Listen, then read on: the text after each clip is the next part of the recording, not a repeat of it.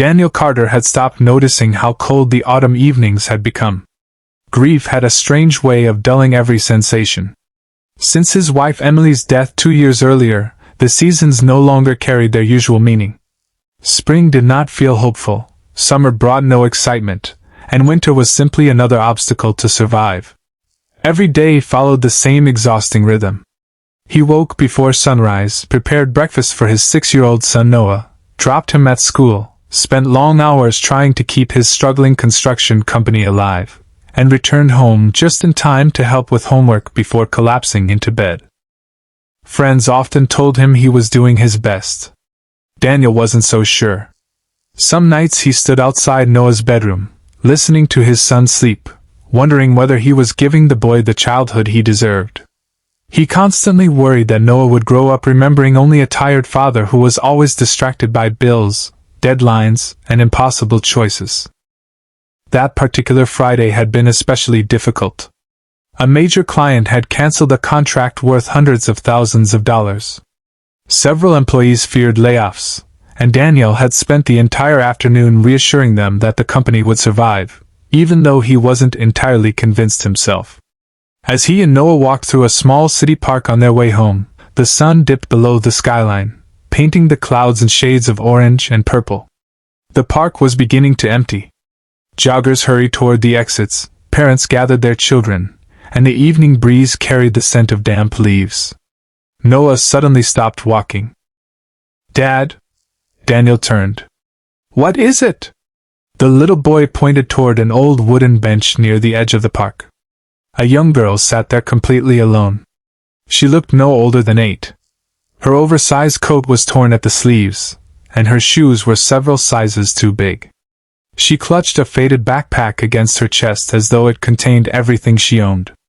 Strands of messy brown hair covered part of her face, but her eyes remained fixed on the ground. Daniel instinctively looked around for an adult. There was no one. "Maybe she's waiting for someone," he murmured. But Noah continued staring. "Dad, I think she's hungry." Children notice things adults often overlooked. Daniel hesitated. He had spent years teaching Noah not to speak to strangers, yet now he found himself walking toward one. The girl looked up as they approached. For a brief second, fear flashed across her face. Then she quickly lowered her eyes again. Daniel crouched to her level. "Hi," he said gently. "I'm Daniel. This is my son Noah." She nodded without speaking. "Are you waiting for your parents?" Silence. Daniel asked again, more softly. "Is someone coming for you?" Finally she whispered. "No." Noah stepped closer. "I'm Noah." The girl managed the faintest smile. "I'm Lily." The smile lasted only a second before disappearing again. Daniel noticed her hands trembling. "When was the last time you ate?" She looked embarrassed. "I don't remember." That answer hit him harder than he expected. No child should ever have to say those words. Without another question, Daniel led both children to a nearby diner. Lily hesitated outside the entrance. "I don't have any money." "I didn't ask if you did." Inside, the waitress brought menus. Lily stared at hers but didn't pick it up. "You choose," she whispered. Daniel ordered soup, grilled chicken, mashed potatoes, vegetables, and hot chocolate. When the food arrived, Lily didn't touch it immediately. Instead, she quietly asked, "Are you sure this is for me?" Daniel nodded. She looked at the plate for several seconds before taking the smallest bite possible. Then another. Within minutes she was eating faster than Daniel had ever seen anyone eat. Halfway through the meal she suddenly stopped. "I'm sorry." "For what?" "I'm eating too much." Daniel's heart sank. "No, Lily. You don't have to apologize." Her eyes filled with tears. "I'm just used to people getting angry." Noah pushed one of his bread rolls onto her plate. "You can have mine." Lily looked at him as though he had handed her a treasure. After dinner Daniel finally asked the difficult question. "Where do you live?" She lowered her head. "I don't." Slowly, painfully, her story unfolded. Her mother had died after a long illness earlier that year. Her father had abandoned the family years before. She had been placed in several temporary shelters, but each move felt colder than the last. Sometimes there weren't enough beds. Sometimes the older children bullied the younger ones. Sometimes adults promised things they never intended to keep. Eventually Lily stopped believing anyone would stay. She ran away. Since then she had slept wherever she could: parks, bus stations, abandoned buildings, church steps. She carried everything she owned inside the faded backpack beside her. Daniel could barely believe what he was hearing. An 8-year-old should have been worrying about homework and cartoons.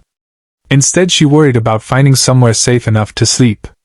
Noah reached across the table and held her hand. "Don't be scared." Lily looked surprised. "I'm not.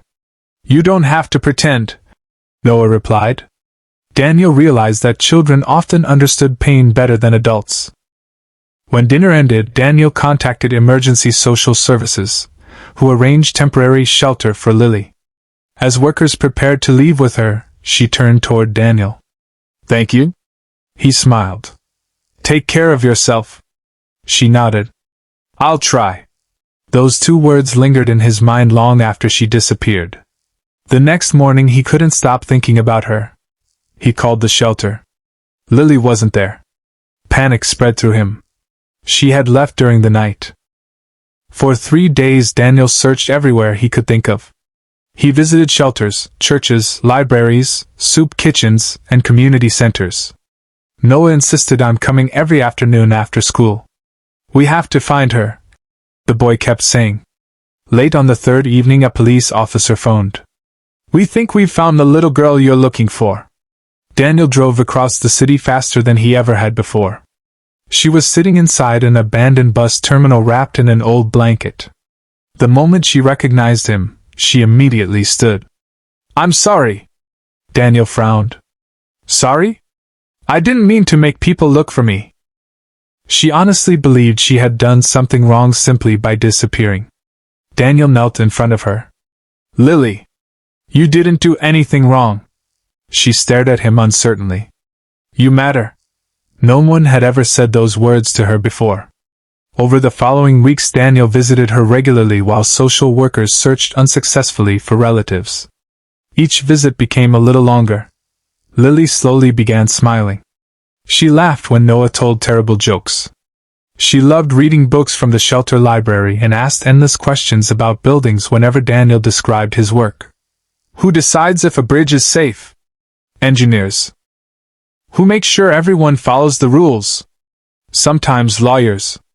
Her eyes lit up. "I think I'd like to be one someday." Daniel smiled.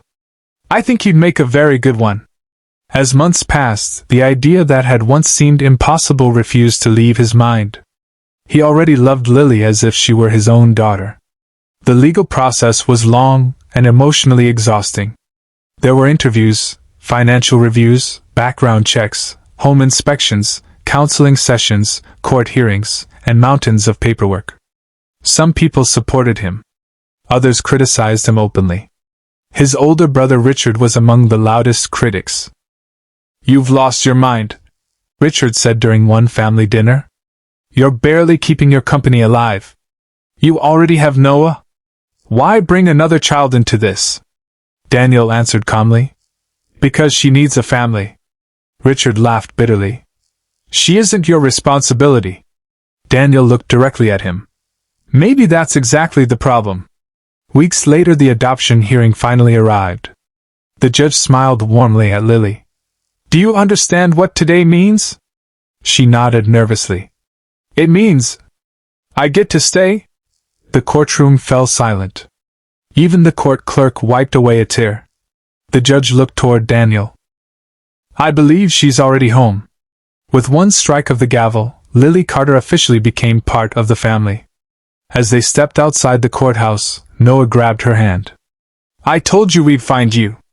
For the first time in years, Lily laughed without fear. Daniel looked at both children walking ahead of him. His business was still struggling. Bills still waited on his desk. The future remained uncertain. But as the 3 of them walked home together, he realized something extraordinary. for the first time since Emily's death. He no longer felt alone.